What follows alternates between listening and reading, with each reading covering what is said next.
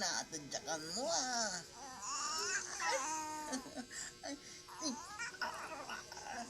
Tinatadyakan mo na si Papa? Ano, sa tiyan ka pa tinatadyakan mo? Ha? Tapos ngayon tatadyakan mo ito, tingnan mo. Oh, nalampas na yung paa mo sa akin.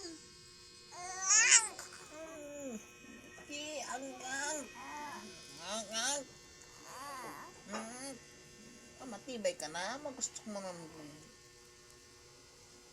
tutok ka kay Papa? Kaya mo na? Ano nga ni? Yak, yak, yak. Walang yak, yak, yak dito. Yak, yak, yak.